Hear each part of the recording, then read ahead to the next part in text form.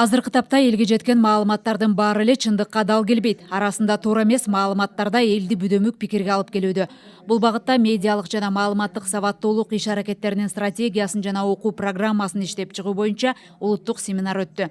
Анда жалпыга маалымдоо каражаттарынын өкүлдөрү, журналисттерди даярдаган жогорку окуу жайлардын мугалимдер жамааты катышып, элдин маалыматты кабыл алуудагы сабаттуулугун жогорулатуу боюнча окуу программаны талкуулады. Жарандар маалыматты смартфондор аркылуу чын төгүнүн билбей туруп алгандыктан ага толук ишенип, коомдо туура эмес пикирлер пайда болууда.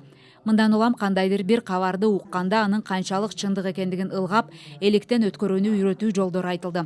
Эл аралык уюмдар семинар же түшүндүрүү жолу аркылуу калкка жеткирүүдө коомдук биринчи каналды негизги өнөктөш катары тандап, каналдын жардамы менен элге такталган туура маалыматты жеткирүүдө бирге иш алып барышат.